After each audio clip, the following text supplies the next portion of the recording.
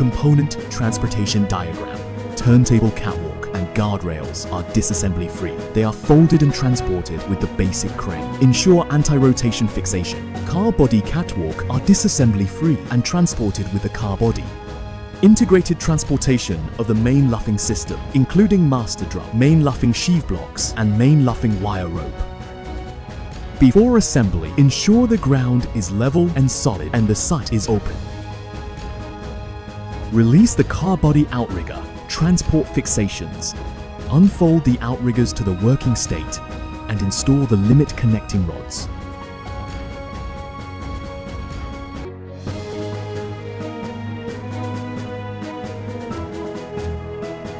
Place the outrigger pads at the designated positions, ensuring the boom connection direction is correct. Then, use the auxiliary crane to lift the car body and place it onto the outrigger pads. Alternatively, the outrigger cylinders can be used to jack up from the car body, provided that hydraulic power is supplied, such as by the turntable. Select the position for the auxiliary crane based on the car body location and prepare for the unloading and assembly of the turntable. After the turntable arrives, first deploy the operator's cab, catwalk, and guardrails, transported as an integrated unit to their working positions.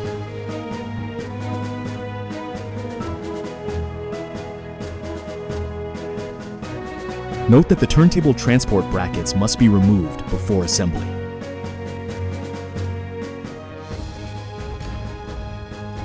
Use 2 small tonnage auxiliary cranes to lift the turntable over the car body for docking, thereby completing the unloading and assembly. The lifting load is approximately 45 tons at the front of the turntable and 17 tons at the rear. Alternatively, a single large tonnage auxiliary crane can be used to independently complete the unloading and assembly of the turntable. Adjust the slewing pulling pin to the working state. However, it is recommended to use one XGTC, one 6-0 crawler crane, and one 100-ton truck crane as auxiliary cranes for higher disassembly and assembly efficiency. Adjust the turntable outriggers to the assembly state and ensure appropriate wooden supports are placed under the outriggers. Complete the installation of main hoisting winch 1 and main hoisting winch 2 inches sequence. The use of grooved shaft mating and hydraulic power pins for pinning makes the process convenient and fast.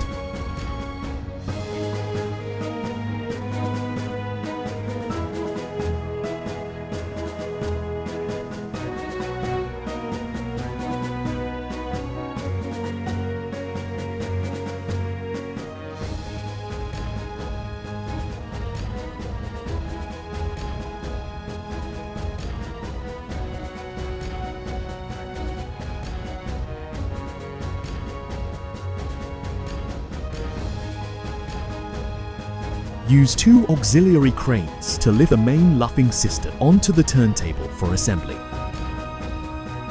Ensure the mast supports are adjusted to the working state.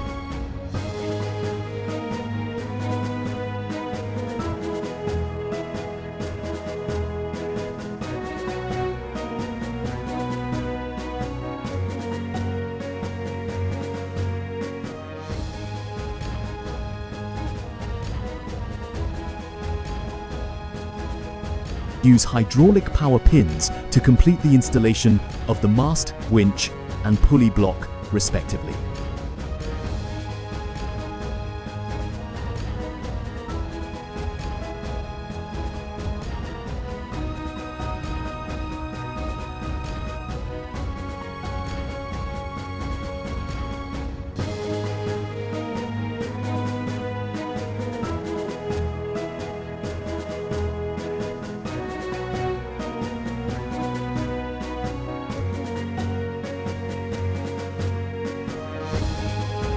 Before using the mast one-step erection, disconnect the transport connections between the winch and the sheave assembly. Use the mast one-step erection to raise the mast to approx 50 degrees.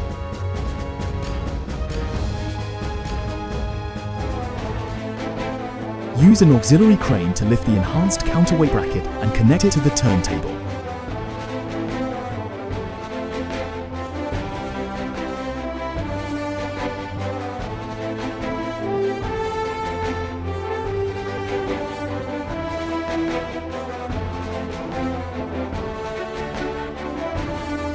Retract the mast, lift the enhanced counterweight bracket pendant, and connect the sheave assembly to the pendant.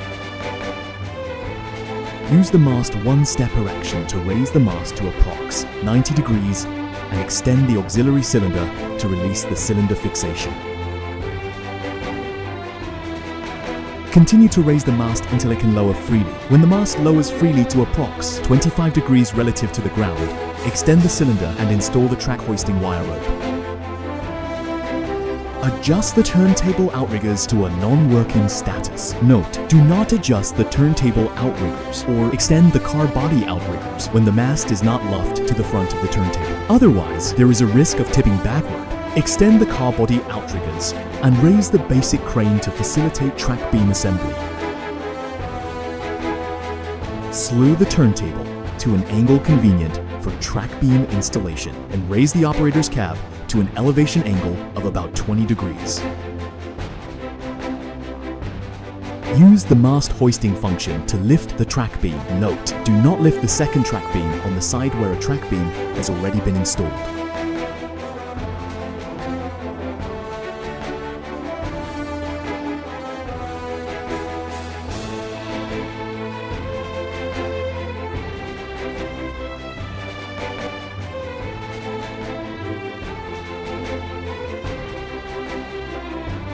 Adjust the operator's cab to the horizontal position. Retract the car body outrigger cylinders. Adjust the car body outriggers to the transportation status. Retract the outrigger pads and prepare to install the body counterweight. Use an auxiliary crane to install the undercarriage counterweight.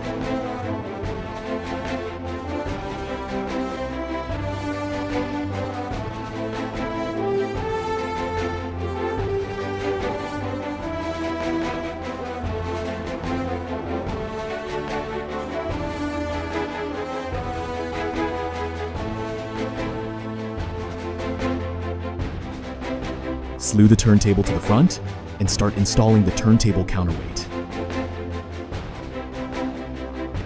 Install the counterweight slabs alternately on the left and right. Note, before pulling up the main boom pendants, only half of the turntable counterweight should be installed, 4 slabs on each side.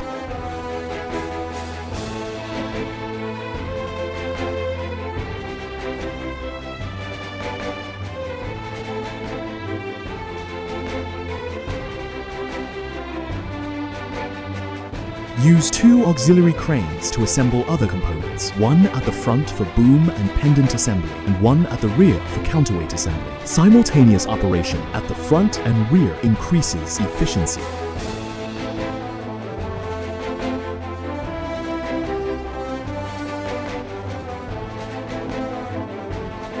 After the counterweight pallet is in position, first adjust it from transportation status to working status. Then install the suspension pallets on both sides.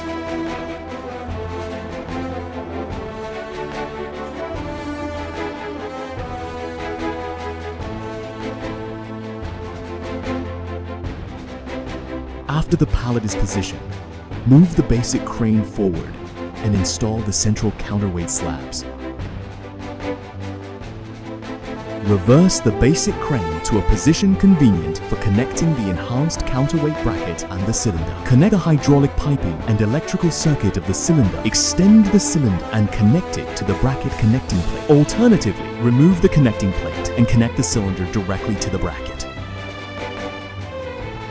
Assemble the 4 main boom sections and corresponding tension plates on the ground in front of the basic crane.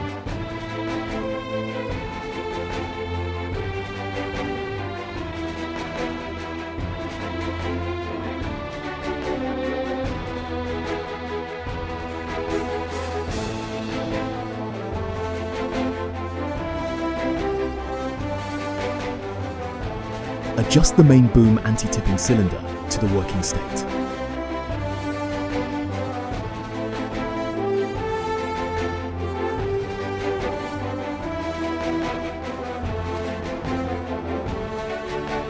Use the mast crane function and 1 auxiliary crane to lift and install the 4 boom sections onto the turntable.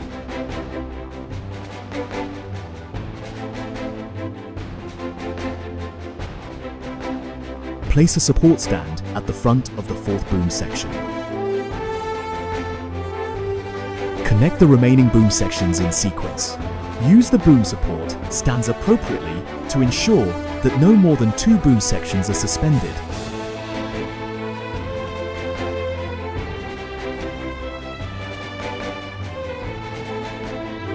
Adjust the mast to approximately 90 degrees. Retract the self-assembly cylinder to the fixed position and luff the mast to the position for connecting the main boom tension plate. Complete the tension plate connection and pull up the main boom tension plate.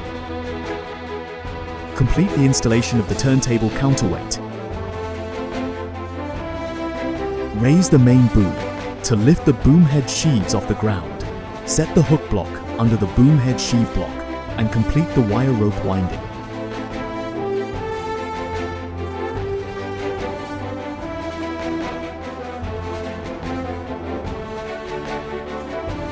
The auxiliary crane lifts the hook block and assists in raising the boom.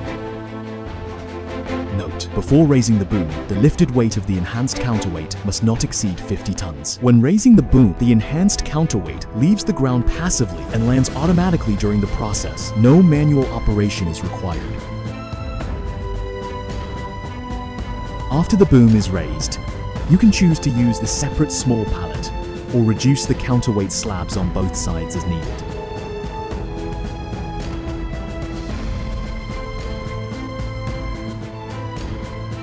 The auxiliary crane assists the main crane in starting the lifting operation for tower hoisting.